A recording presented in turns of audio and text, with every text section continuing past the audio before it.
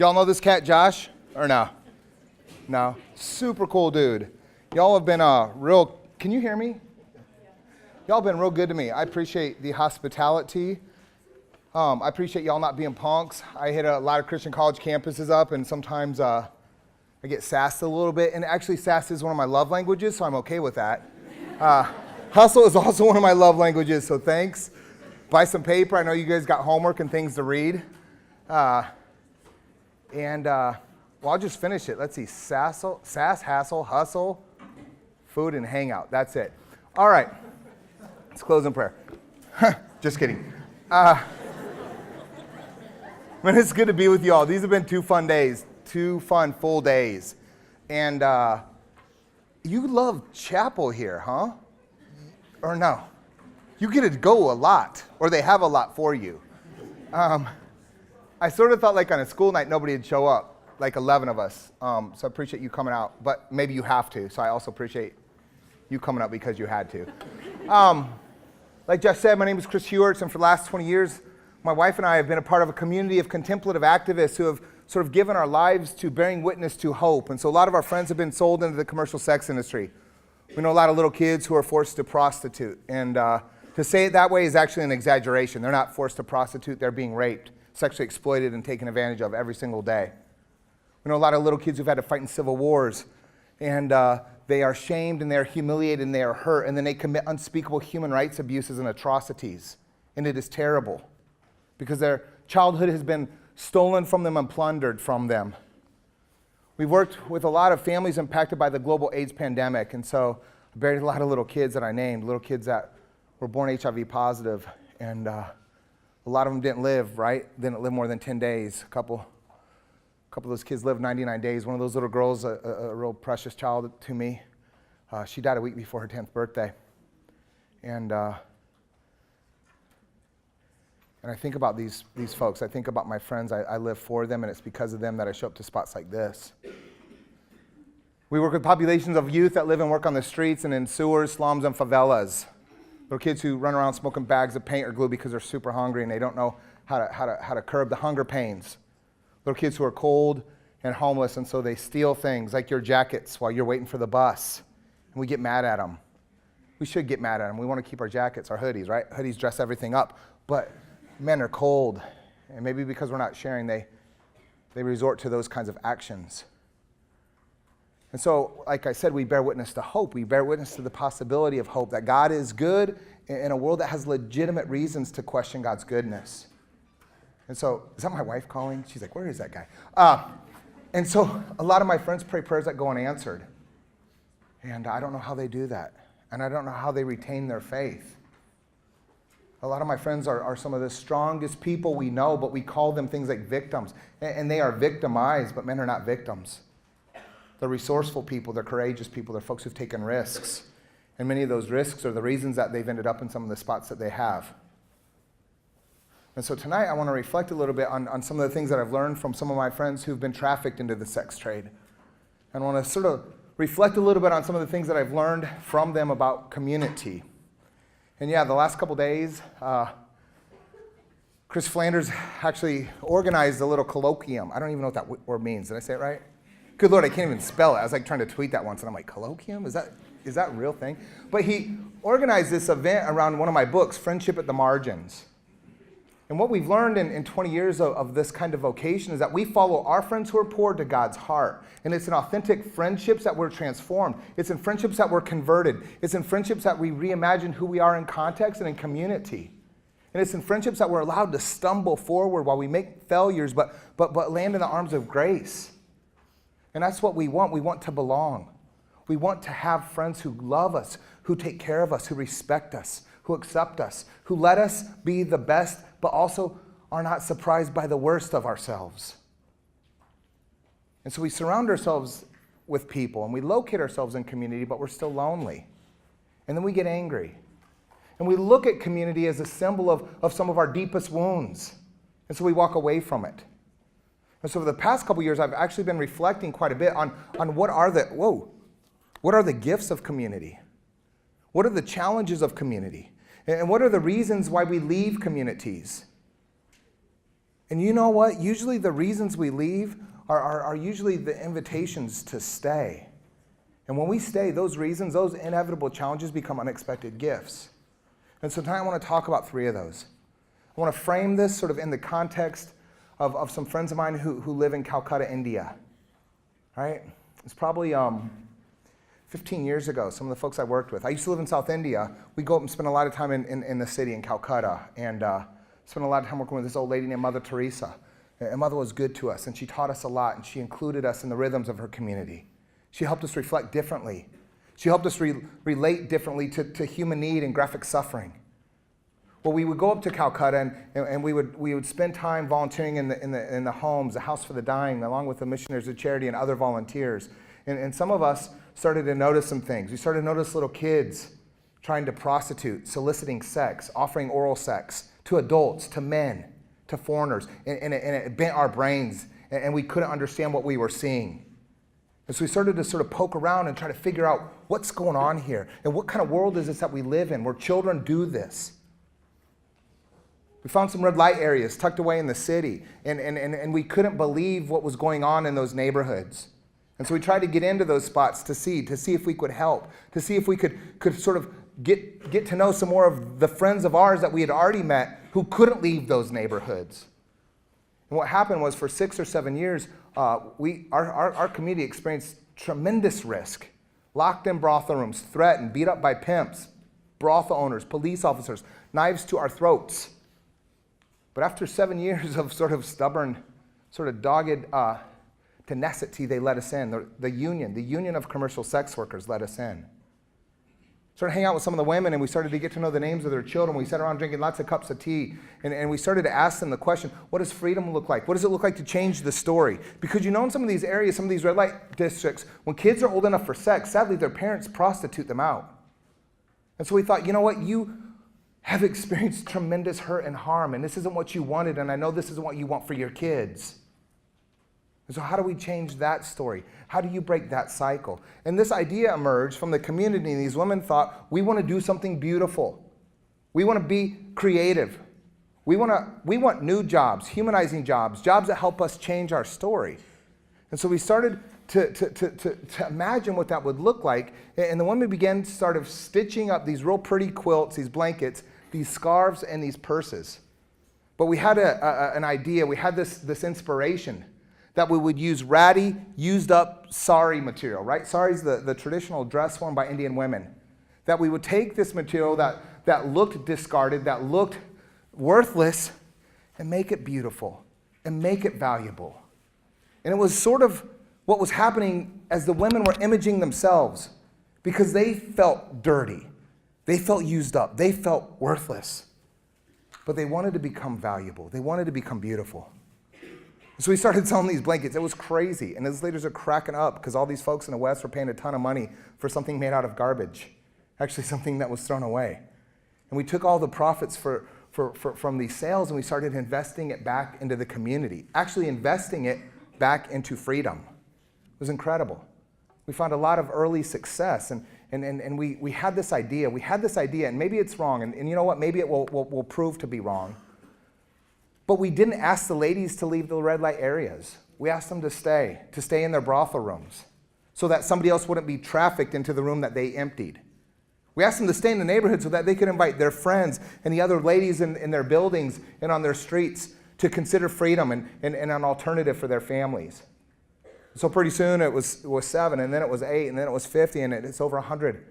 And it's incredible. It's an incredible sign of hope in a world marked by despair. So it's these women from the Sari Bari community that I've learned so much from, that I admire, that I respect, that I look up to. And sort of it's from some of their experiences tonight that I want to say 3 things. And so the first thing I want to say, when we think about community, and I want to talk about the gifts of community. I want to talk about the gift of what you have here in this room, on this campus. And maybe you don't realize what you have. Or maybe you don't appreciate this, or maybe you don't even consider this community. Maybe some of you actually don't like most of the people in this room. That's okay, you don't have to. I probably wouldn't like most of you, and most of you probably wouldn't like me. But there are some folks in here that you probably do like, and you probably do have some friends in here. And as you organize friendships and as friendship clusters, those become bigger than you. those become the possibility for communities. And so the three gifts I think I want to reflect a little bit on tonight start with this. The first gift I think we find in community is that you are beautiful in community because of your flaws, not in spite of your flaws. You are beautiful in community because of your flaws. And I think this is important for some of you to understand. I think some of you live with a lot of shame for things that you did that were wrong. I think some of you live with a lot of regret for bad decisions that you made. Yeah, maybe it was last night. That's okay. It'll be all right. Sleep it off. Or bad decisions you made years ago that you just feel stuck in. Some of you struggle with doubt or fear. Some of you are disappointed in yourself. Or you know what? Adults that you loved, adults that you trusted, put their disappointment on you. And you know what? That's not fair. That's not your fault. Some of you were hurt as little kids. I am sorry for you. I am sorry for you. Also, that wasn't your fault. But you see, we have all of these wounds. And I think what we try to do with these wounds is stuff them deeper down inside. We have all these pains, all these mistakes that we've made, and we try to hide from them. And you know what that looks like. That looks like this. If you do not let those wounds be transformed, you will transmit them in your other friendships. You know what? You'll pass them on to your kids. You'll hurt your children. If you have a partner, a boyfriend or a girlfriend, they will bear the brunt of this. And ultimately, you bear the brunt of this. You hurt yourself by not loving yourself, by not letting yourself off the hook. And I'm sorry for you. This is the human condition. And so in Christian communities, oh man, we're rough. We're rough on each other. We have these nasty versions of God who's punitive. We have these nasty versions of God that we think don't like us, that we have to sort of save ourselves or be saved from this God who is going to punish us because of how we were created. And that's sort of busted, isn't it? We're getting punished for something that we can't help. It's actually bad theology, and here's the truth. God loves you more than you want to be loved. God is not as hard on you as you are on yourself. And that's what grace sounds like. That's what grace feels like. And so the mistakes you've made is what makes you beautiful. Your wounds, your flaws, your errors, those are what make you human. Those are what make you safe in community, actually. I don't trust people who haven't messed it up. And they're the hardest people to actually do life together with. Because if somebody hasn't needed grace for themselves, they do not know how to give it to someone else. If somebody doesn't know how to love themselves when they've been through some tough times, they don't know how to love someone else. Your flaws make you beautiful. Your flaws make you human. Your flaws allow you to become vulnerable in relationships, which then allows for trust. And you see, what we do in Christianity, though, is we feel like we're forced to hide these things or deal with these things or cope with these things. Somebody messes up, man, we rub their face in it, and we fail them in their failure. So in Saribar, I love I spent a lot of time there. I spent a lot of time in India. And I was at one of the community centers one afternoon. I was watching these ladies make these blankets, and they're gorgeous, right? So one of the guys, this cat named Upendra, super cool dude, was holding a blanket up that had just been finished. And I was looking at that thing, and I said, you know what? I love these little patches on the blankets. So on every blanket, on every Saribar blanket, are these little, like the size of postage stamps. Remember that? You used to lick those things and put it on paper? No, never did that. It's like little bits, little bits of cloth that are stitched on these blankets. And sometimes it's big bits, and sometimes it's like the size of a baseball card, and sometimes it's like, you know, whatever. But they're all over the blankets, and they sort of look randomly placed, and it makes every blanket unique. So I commented on that. I said, man, Upinder, those patches, those are my favorite parts.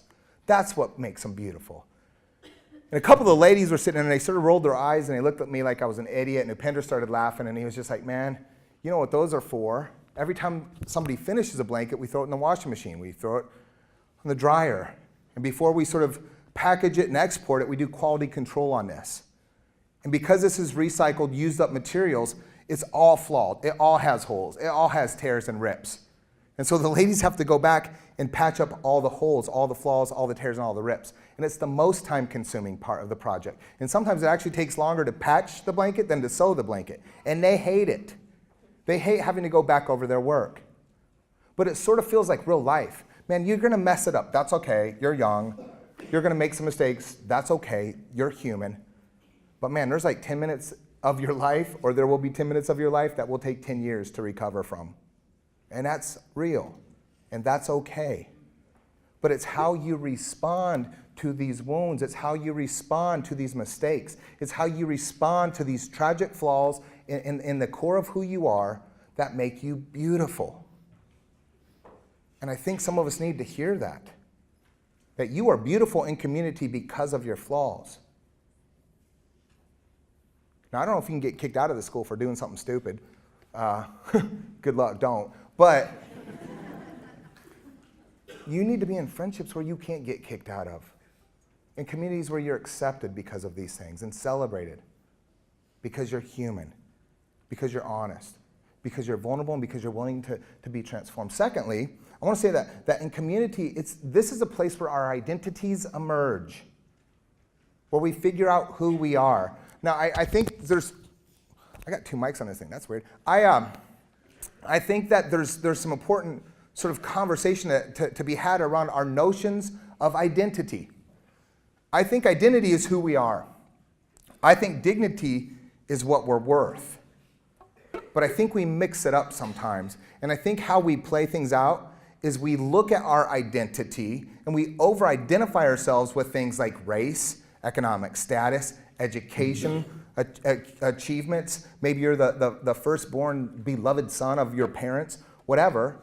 And we lay claim to these things, these bits, these tiny, tiny fragments of our identity. And we think these pieces of our identity make us more valuable, make us more worthy, make us more lovable. And that's what we do to each other. We size each other up, right? So if you're not the smartest, the most beautiful, the fastest, if you don't have a super duper great GPA, or if you're an athlete and you're actually like not starting, you feel less worthy, less valuable in your communities because you put your identity before your dignity. But if we're Christians, we believe that God loves us. It doesn't matter what we do or don't do, God loves us. And that's where we draw dignity. We draw dignity from being the beloved sons and daughters of God. And our dignity, our belovedness, then helps us illuminate our identity, who we are, in relationship to God, in relationship to one another. So we get stuck sometimes. We get confused sometimes. We don't understand our identity. And so we beat ourselves up with malformed misrepresentations of what we think that is. Well, one of the things that I love about Sorry, Bari and the blankets is sort of this little sort of tag that's sort of stitched onto every single one of them, and you got to look for it to find it. And the sort of story of these tags came about one afternoon when our project manager was in the community center, and she was looking at some of the blankets, and she was actually a professional artist, super talented and gifted, and she said, man, each one of these is unique. Each one of these is beautiful. Each one of these is a piece of art. And she said to the ladies, you know what artists do? Artists sign their name to their work. She said, so how about we start signing our name to each of these blankets? I'll go get these tags professionally stitched, so that it says, made in India by Shimbagavali, made in India by Rupa, made in India by Prabha, Aroti. So she looked around the room and she said, I just need you guys to scribble your names down on some paper and let me know what name you want on each of your blankets. And there was some sort of chatter in the room, and it was like, whoa, what's going on here? And all these ladies started looking at each other. And if you know friends who are forced to prostitute, if you have friends who are involved in the adult entertainment industry, if you have friends who, and maybe this is your experience, I'm sorry if it is yours, if you've ever been forced to sell sex, you know that one of the psychological coping mechanisms of people who've experienced prolonged sexual abuse and trauma is disassociation. So they come up with names that they use when they're working, right? You know what I'm talking about? Some of these dudes shouldn't be shaking their heads. Just kidding. No, some of these folks in the commercial sex industry come up with aliases, alter identities, so that when the assault, so that when the abuse is coming at them, they're not experiencing it. It's this other person who receives that pain.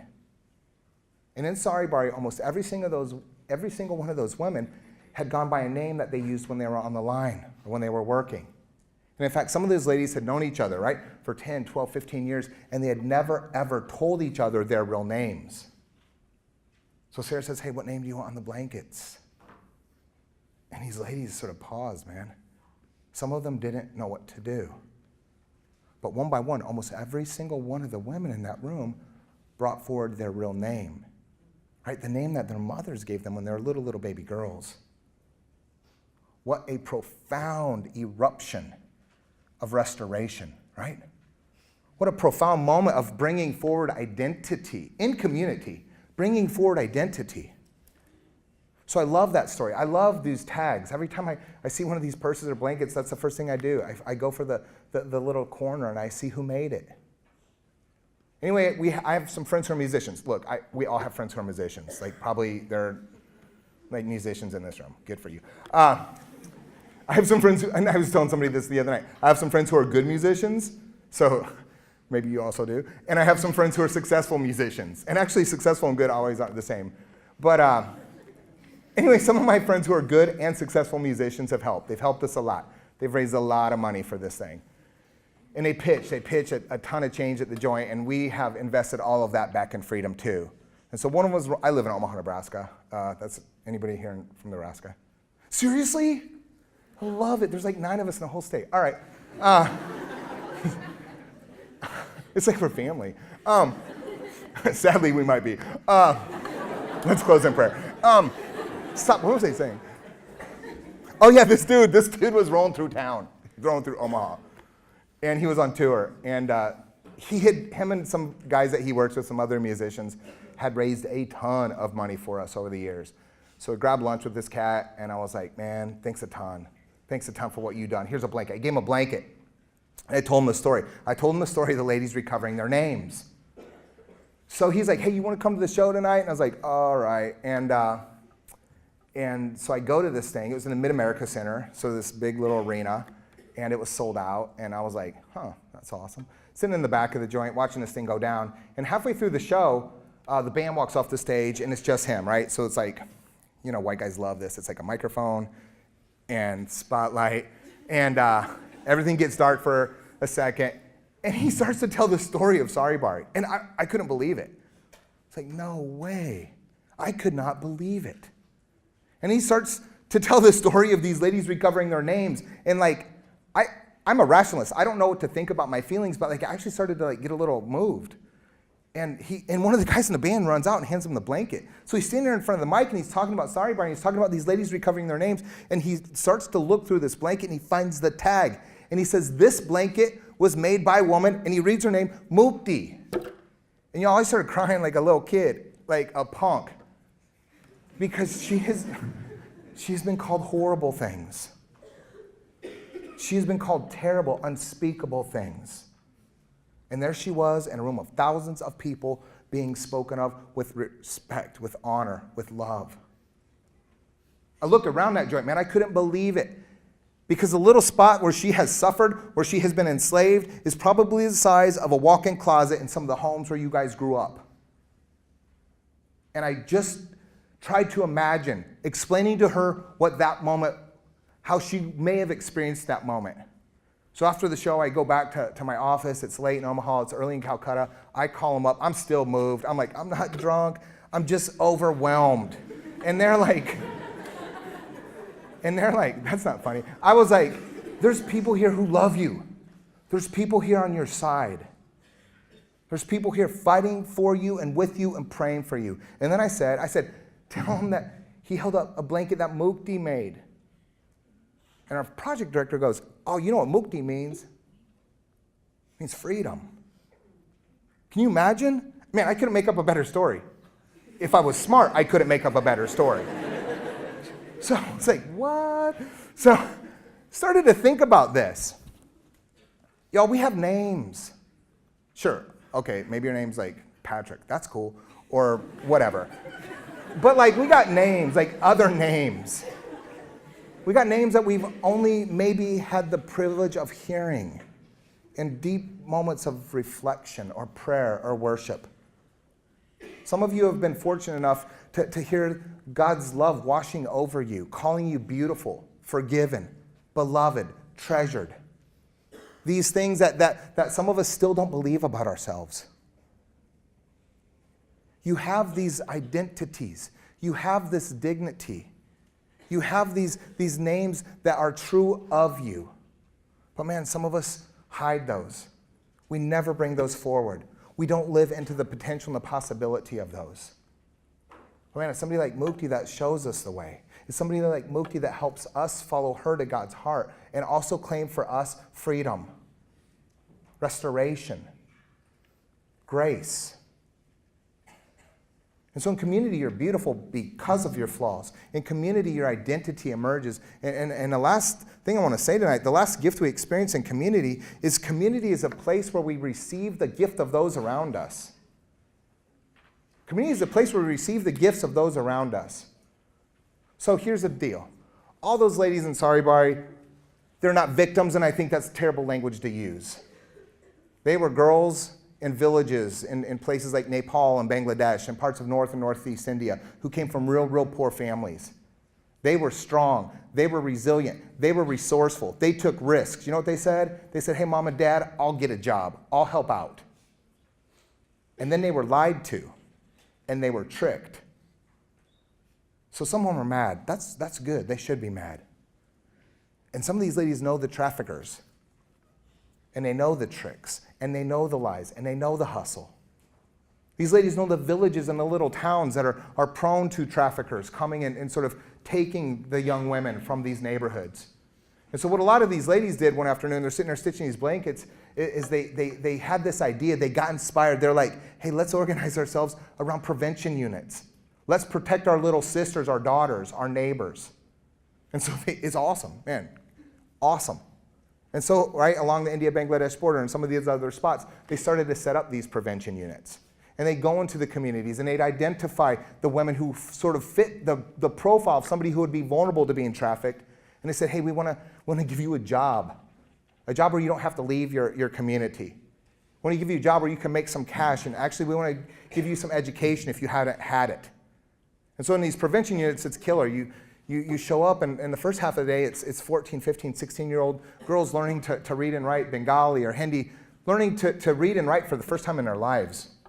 And then in the afternoon, they're learning a marketable skill and a trade, and they're earning some money. They're earning some money for themselves and for their families. And so I was sitting there one afternoon, one of the prevention units, and it's like, oh man, when you hang out in red light areas and in brothels with women who have been hurt for years and years and years, there's sort of a hardness there. There's a self-protection. And then when you hang out with a bunch of 14-year-old kids, it's so fun, man. These kids are nuts. So they're playful, they're laughing, they're working. And one of them finishes her blanket. And she starts to stitch the name tag on that blanket. And I saw that name tag, and it said Mukti. And I looked at that girl, I was like, man, these kids are hilarious. Playing jokes on each other all day long. Because I knew her name wasn't Mukti. So I said, what's up? And she's like, huh? And didn't speak English. And the project manager there said, you know what, all the girls in this prevention unit actually signed their blankets with Mukti's name. And so that bent my brain for a quick minute. I was like, what's that mean? What does that mean? That every one of these girls who've never been trafficked, who've never been sold into prostitution, who've never been forced to sell sex, claim the gift of freedom. They claim a gift that they actually don't know the value of. They claim a gift of something that's bigger than them because who they are together. And I think about that in community too, that in community we claim the gifts of those around us. So you know what? Some of y'all struggle with your faith. That's good. If you're honest with yourself, you'll probably doubt.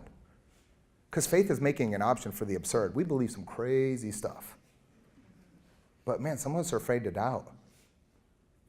And so we need people of faith in our lives to help carry us during times of doubt. Some of us don't feel like we can apologize enough or say we're sorry the right way. So we need people in our community who've actually experienced grace and forgiveness to help us know that we're forgiven. Some of you don't know that you're beautiful. And I'm not saying like you're cute. I mean, some of y'all are cute, I guess. But you're probably all cute in some way. What I mean is like you're beautiful people. Sorry, that's weird. But you know what I mean. Like, you're beautiful people, but some of you don't believe that about yourselves. And so you need someone in your life, someone in your community who claims that. And you know what's not bragging if it's true? You claim that. You claim that as a gift for yourself, and you share that with the people around you. That's community. We claim the gifts of those around us. And so you're beautiful because of your flaws. In communities, your identity emerges. And in community, you claim the gift of those around you.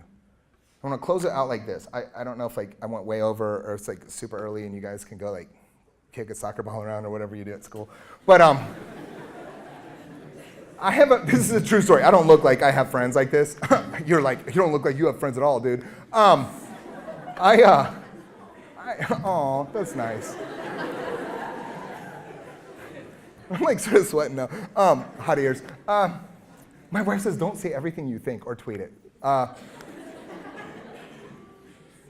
This is a true story. This is what I was going to say. One of my friends was this is hilarious that this is even a job. She was a fashion accessories editor for InStyle magazine. You ever heard of that? It's like something in New York. And weird. And she got this crazy idea to move to Omaha, Nebraska. Poor girl. She did it. She left that job. And she opened this killer little sort of lifestyle emporium, this little boutique called Trocadero. And you look around in there, the only thing I can afford is those sort of obnoxious acrylic Japanese designer toys, little rabbits smoking and stuff. But there's shoes in there for $3,000. I didn't think this was real. And purses for $4,000 and perfume that costs $900. I'm like, this is ridiculous. And then there's all these little notes. Her name was Alice Kim. Good luck in Omaha, Alice. And it was signed by Gwen Stefani and all these designers and these brands. So it's in Omaha. It's weird. I don't know what's weirder, that she's my friend or that it's in Omaha. But when I have friends who visit, I'm like, hey, let's go check this joint out. So we walked up the street because it's a couple blocks from my office. And one afternoon we went to visit Alice. She wasn't there. And we walked in and there was a ton of perfume up in that joint. I walked in and it was like somebody took a cookie sheet and smacked me in the face with fragrance. And I was to the girl who's working at the counter, I was like, man, this is dreamy. You get to stand in here all day? And she said, you know what she said? Oh, I don't even recognize it anymore. I don't even notice. God, what a waste. Thousands of dollars of perfume and fragrance. That lady walks home and people are probably hugging her on the bus or on the street corner. What a waste. That she doesn't even know what she's standing in and among and has all around her. And I want to close with that. That you are in a real special time in your life right now. You're surrounded by, actually you seem like good, decent people. You seem like good-hearted folks who care about doing good in the world, care about your faith, care about community. And this is a privilege and an opportunity, and it's unique and it's rare in your lives. And I urge you to not forget the fragrance of love, of acceptance, of trust that is in this space. Don't waste it. Don't take advantage of it, and don't take it for granted. Receive it as a gift. Pray that God will give you the eyes to recognize it. And if you recognize it and you live into it, you build it and you cherish it, you will become beautiful. Your identities will emerge, and you will claim gifts that you do not have for yourselves, but that actually exist here. So can I say a prayer for us? I know Protestants, we love to pray, but I'm going to just say a quick one. Go. Lord, I thank you for these folks, and I thank you for good people, and I thank you for folks coming out on a school night, missing TV, skipping homework to reflect together. Pray that the little sacrifices that we've made to be here would be an intention towards wholeness, towards hope, towards peace, towards reconciliation and restoration. And I pray that these folks would know that they're beautiful, that they're beloved. I pray that these folks would hear their true names and identities, especially those who have not, that you would give folks the courage to receive those who have. And I pray that together this community could carry one another, could support and lift one another up by allowing each other to claim the gifts that exist in this room. God, I know that you want to use these folks more than they want to be used. I know that you love these folks more than they want to be loved, and that you are not as hard on them as they are on themselves. And so we receive grace and mercy.